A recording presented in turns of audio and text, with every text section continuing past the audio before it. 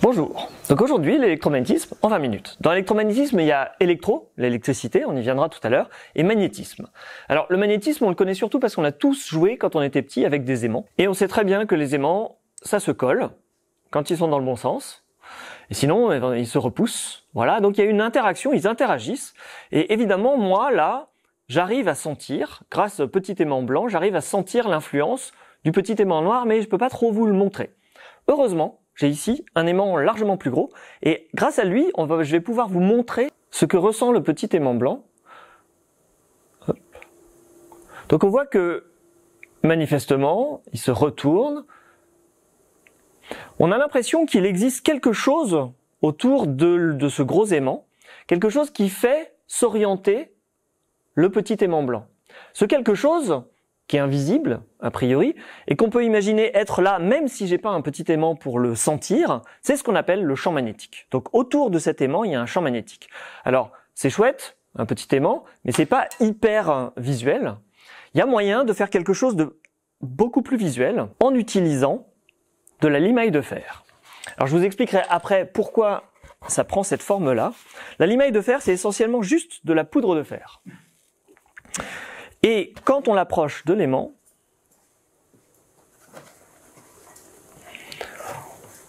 on voit qu'apparaissent des sortes de motifs. Alors on les voit bien quand on bouge. On a l'impression que déjà que ça s'organise en faisant des cheveux, des poils, et que ces poils évoluent exactement comme le petit aimant tout à l'heure.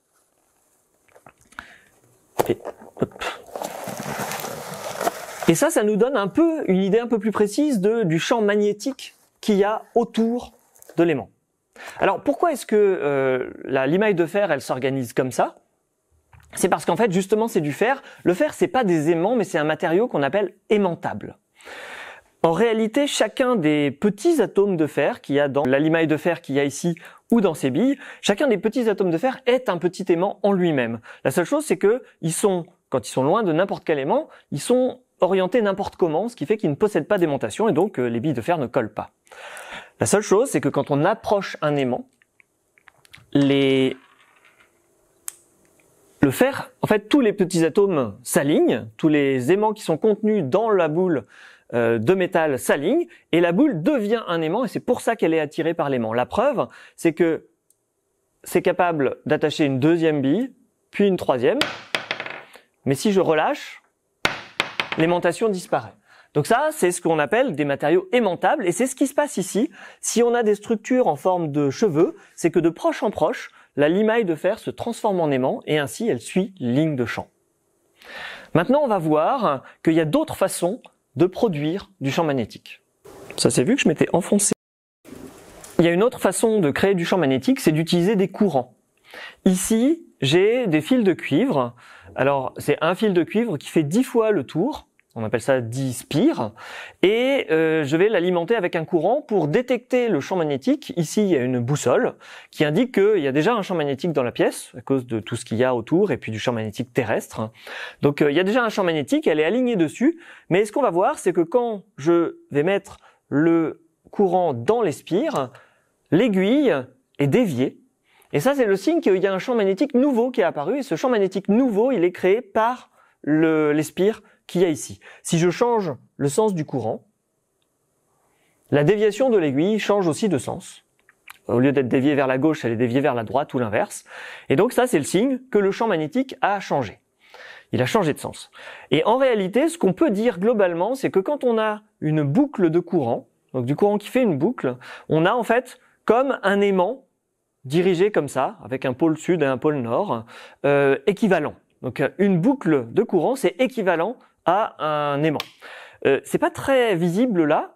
Alors c'est un peu visible, mais pas très. C'est parce que finalement il n'y a pas beaucoup de spires et que on a mis que quelques volts. Alors on va passer à une échelle supérieure. On va passer plutôt à 600 spires et 220 volts. Et on va voir en plus qu'on peut être capable d'attirer des petits objets. Ici, j'ai pas de boussole pour voir le champ magnétique, il y a peut-être pas besoin. Je prends donc ma bobine avec ses 600 spires et à l'intérieur, j'ajoute un noyau de fer. On a vu que le fer, c'est aimantable. Donc au moment où le champ magnétique de la bobine va se mettre en place, le noyau de fer va lui-même devenir un aimant et amplifier le champ magnétique. Et ainsi, si on a un objet métallique pas trop loin et pas trop lourd, on peut être capable éventuellement de l'attirer. C'est un aimant qui ne fonctionne que s'il y a du courant électrique à l'intérieur, c'est ce qu'on appelle un électroaimant. Attention, donc je vais le mettre en route. Donc je vais le mettre en route.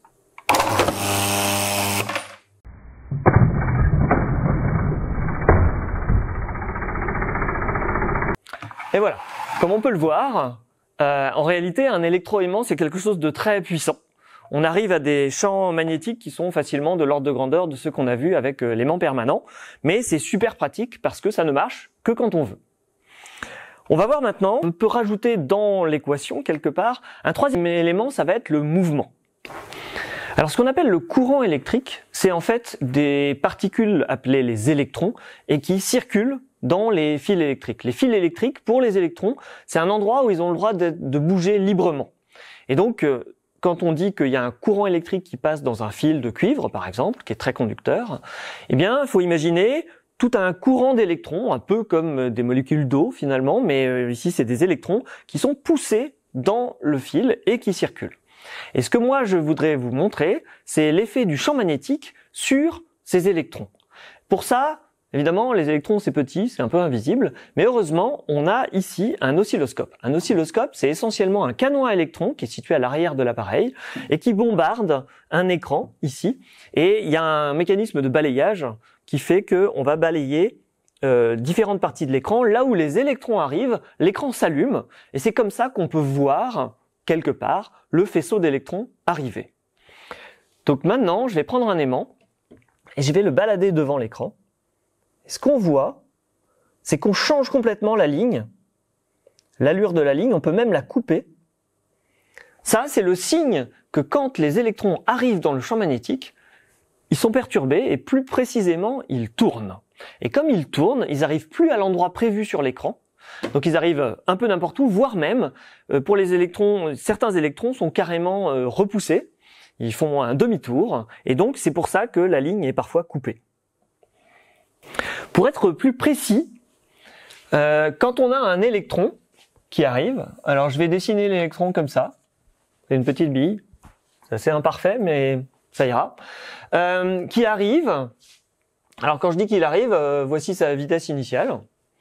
Il arrive dans un champ magnétique. Et on va supposer que ce champ magnétique, il est orienté comme ça. C'est-à-dire que si je prenais le petit aimant de tout à l'heure, il s'aligne comme ça avec le champ. Et donc ça se représente souvent de cette façon-là. On dit le champ magnétique est comme ça. Quand un électron arrive dans un champ magnétique qui est comme ça, ce qu'il fait, c'est qu'il tourne vers la gauche. Et donc il se met à faire un virage. Une fois qu'on a compris ça, on a compris le phénomène fondamental qui va expliquer le reste de tout ce que je vais vous montrer. Alors ici, on va voir surtout que... Mais faites des trucs tout seul aussi. Ici, on va voir que le fait que les électrons tournent dans les champs magnétiques, ça permet de faire quelque chose de très important, c'est de transformer le courant en mouvement. Plus précisément, c'est-à-dire de faire un moteur électrique. Alors, pour ça, on n'a pas besoin de grand-chose. Il y a besoin en fait de 3 ingrédients. Un champ magnétique, c'est l'aimant qui est ici. Du courant, c'est le générateur qui est ici qui va le faire. Et il va le faire circuler dans le circuit qui est ici. Et il faut, pour pouvoir transformer le courant en mouvement, qu'il y ait une partie du circuit qui soit mobile. Et c'est le barreau qui est ici et qui est libre de rouler sur les 2 rails. Donc je mets le barreau dans le champ magnétique. Et je fais passer du courant à l'intérieur. Ce qu'il faut imaginer, c'est que les électrons vont sortir ici de la borne moins, passer dans le fil noir, arriver dans un rail, passer à travers le barreau et repartir par l'autre rail, puis le fil rouge. Et voyons ce qui se passe quand on met le courant. On voit que le barreau se met à rouler. Alors ce que vous venez de voir, c'est très exactement les électrons à l'intérieur du barreau qui l'ont poussé. Quand les électrons arrivent dans le barreau, ils passent dans ce sens-là. Et dans ce sens-là, ils se mettent à tourner à gauche parce qu'il y a le champ magnétique ici qui est vertical. Et donc les électrons se mettent à tourner à gauche, ils n'ont pas le droit de sortir du métal, c'est la seule contrainte, et donc ils se mettent à pousser le barreau. Et on a fait ici un moteur électrique. Alors hélas, ce moteur électrique, il n'est pas très efficace parce que dès qu'ils ont réussi à pousser le barreau, il sort du champ magnétique et donc le mouvement s'arrête. Il y a moyen de faire en sorte que la partie mobile du moteur ne sorte pas du champ magnétique. Donc là maintenant on a les 3 ingrédients nécessaires pour faire un moteur électrique, du champ magnétique, c'est les 3 petits aimants qui sont ici, du courant, il est fourni par la pile, et quand on met un morceau de fil mais qui va rester dans le champ magnétique, on obtient un moteur électrique.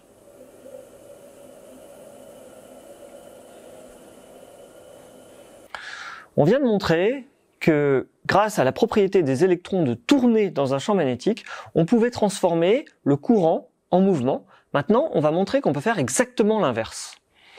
Pour ça, je vais utiliser ce dispositif. Là, c'est une plaque de cuivre. Alors, le cuivre, on a dit que c'était un conducteur. Il est rempli d'électrons. Il y a un côté qui est coupé, où il y a des trous, et un autre côté qui est plein. Et ce qu'on va faire, c'est que, comme c'est un matériau évidemment qui n'est pas aimantable, le cuivre, on peut l'approcher de l'aimant sans qu'il se colle. Et ce qu'on va faire, c'est qu'on va faire quelque chose de ridicule. On va le faire se balancer dans l'entrefer de l'aimant. Et ça marche parfaitement. Et tant mieux, c'est normal, le matériau n'est pas aimantable. Alors après, si je mets le côté de la plaque qui est plein,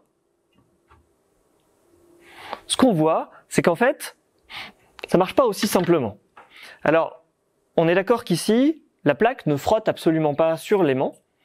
La seule chose, c'est que quand elle arrive dans l'entrefer, elle est manifestement ralentie puis arrêtée. Alors ça peut se comprendre complètement si on se dit que justement les électrons qui sont dans la plaque au moment où je les lâche, j'ai pas de générateur ici, mais en fait, quand ils avancent avec la plaque, ça constitue effectivement un courant électrique. Et quand les électrons arrivent dans l'entrefer, ils se mettent à tourner et à faire des boucles. Donc, quand les éléments, la plaque arrive dans l'entrefer, il y a un courant en réalité qui prend naissance à l'intérieur. Et ce qu'on voit, c'est l'interaction de ce courant qui fait des boucles avec le champ magnétique, et c'est ça qui arrête la plaque.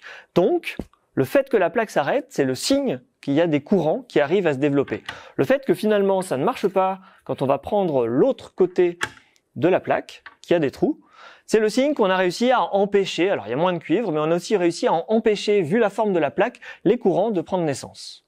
L'autre truc qui est vraiment important ici, et qu'on peut facilement comprendre grâce à la plaque, c'est que le fait que la plaque bouge par rapport à l'aimant ou l'aimant bouge par rapport à la plaque, ça doit donner à peu près la même chose. Et la preuve, si maintenant je prends l'aimant, que je laisse la plaque a priori immobile, on voit que la plaque est sensible à l'aimant tant qu'on bouge. Évidemment, dès qu'elle s'arrête, comme elle n'est pas aimantable, elle est plus sensible à l'aimant du tout. Et donc, c'est le signe que on est capable de générer des courants soit en bougeant un morceau de conducteur près d'un aimant, soit en bougeant un aimant près d'un morceau de conducteur. Alors, on ne peut pas récupérer le courant ni le voir, du coup, le courant qui est dans la plaque. Tout ce qu'on voit, c'est qu'elle ralentit. Mais si la plaque avait une autre forme, une forme de bobine par exemple, on pourrait réussir à récupérer le courant. C'est ce qu'on va voir maintenant. Donc ici j'ai une bobine, un ensemble de fils, il fait énormément de tours, et l'avantage d'une bobine d'un point de vue forme, c'est qu'il y a deux bouts. Et donc s'il y a un courant qui prend naissance à l'intérieur, si on voit qu'il y a les électrons ont envie de bouger, et ben on va pouvoir le détecter grâce à cet oscilloscope qui montre justement à quel point et dans quel sens les électrons ont envie de bouger. Est-ce que ça pousse, est-ce qu'ils sont poussés dans les fils. Et j'ai ici des aimants que je vais agiter devant la bobine. Et ce qu'on voit effectivement, c'est qu'on a un signal alors très irrégulier qui n'est là tant que j'agite l'aimant. Si je l'arrête, il n'y a plus rien. Et dès que je recommence, on voit qu'il y a un signal qui signifie qu'en fait, les électrons à l'intérieur ont envie de bouger. Il y a un courant qui peut prendre naissance. C'est ce qu'on appelle l'induction. Et c'est grâce à ça notamment que on peut faire énormément de choses comme charger un téléphone à distance. Qu'est-ce que je voulais raconter d'autre ? Et alors justement, cette induction, c'est aussi la façon dont marchent les plaque à induction. Alors, je peux prendre ça ici. Vous vous souvenez tout à l'heure, c'était mon électroaimant. Et alors, ce que je vous ai pas dit, c'est que dans le noyau en fer, quand on a fini de faire marcher l'électroaimant, il était plus chaud que quand on a commencé. Et en réalité, c'est exactement ça qui se passe dans une plaque à induction, ou plus exactement, ceci est une plaque à induction. Bien sûr, il y a une bobine qui est cachée en dessous, un morceau de verre, et ça, faut imaginer que c'est la casserole qu'on pose dessus. Quand on fait circuler un courant à l'intérieur de la bobine, un courant qui change de sens, qui est alternatif, c'est comme si on bougeait un aimant. Et quand on bouge un aimant, en fait, ça va créer des courants à l'intérieur de ce morceau de métal qui représente le fond de ma casserole. Et ces courants, ils vont être dissipés, ils vont chauffer le fond de la casserole. C'est pour ça que les plaques à induction, c'est extrêmement efficace. C'est que ça chauffe directement le métal, le fond de la casserole, et c'est lui qui chauffe la plaque ensuite. C'est pas vraiment, donc la plaque chauffe indirectement. La plaque, le morceau de verre chauffe indirectement. Donc maintenant, on va essayer de d'accomplir un exploit. Je vais mettre un aimant dans ce tube et je vais essayer de rattraper à l'autre bout avant qu'il soit sorti parce que les aimants c'est fragile et que ça casse. Attention, c'est parti.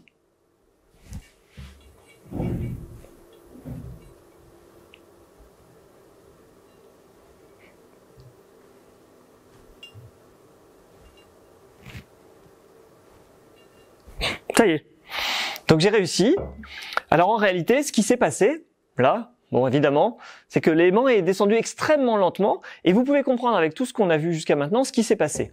Comme l'aimant était en train de bouger par rapport au métal, il y a du courant qui a pris naissance dans le métal. Et dans le métal, comment il a été le courant, puisque c'est un tube vide, le courant a fait des boucles comme ça, le long du tube, qui ont accompagné l'aimant. Et vous savez maintenant aussi que du courant qui tourne, c'est comme un aimant, comme un électroaimant en quelque sorte, et cet aimant en réalité il est dirigé de manière opposée à l'aimant que j'ai mis dans le tube systématiquement, ce qui fait qu'il le repousse et que donc l'aimant descend extrêmement doucement dans le tube sans même toucher les parois. Voilà. Le truc c'est que comme c'est du cuivre, c'est un très très bon conducteur, mais c'est pas absolument parfait et comme c'est pas parfait, les courants qui accompagnent l'aimant finissent par disparaître et c'est pour ça d'ailleurs qu'il tombe. Si c'était absolument parfait, si on avait un conducteur idéal, et si les courants ne s'arrêtaient pas, en fait, l'aimant aurait pu rester coincé au milieu du tube. Et justement, on va voir que ce genre de conducteur parfait, ça existe. Je vais mettre les gants. Ça fait bien de mettre les gants. Le morceau de conducteur idéal dont je viens de parler, on le voit ici, c'est la pastille noire, c'est ce qu'on appelle un supraconducteur. La seule chose, c'est que pour qu'il fonctionne vraiment comme un conducteur idéal, il va falloir que je le noie dans l'azote liquide, parce qu'il faut qu'il soit très froid.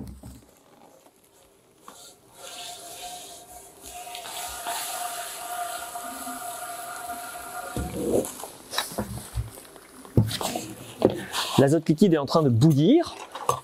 Ça, c'est signe que le morceau de supraconducteur était très chaud. Et quand ça aura fini de bouillir, c'est qu'il sera arrivé à la bonne température. Ça y est, il a l'air prêt.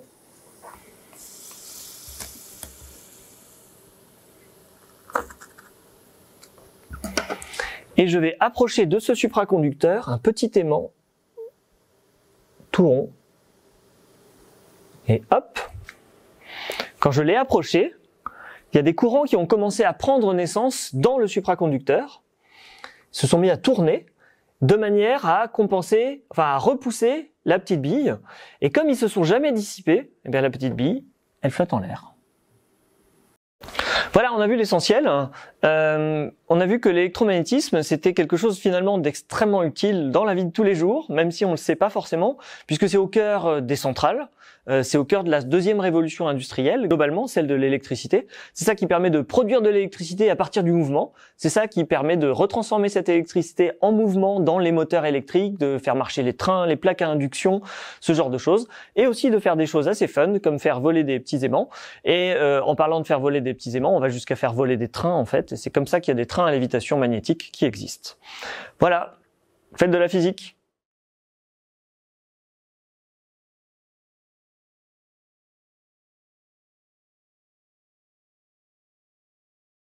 Si vous voulez en savoir plus sur la physique, comprendre pourquoi les physiciens sont si fascinés par les chats à moitié morts, à moitié vivants, ou savoir pourquoi les extraterrestres risquent de galérer à nous digérer, alors vous pouvez lire ce livre, Toute la physique sans les équations.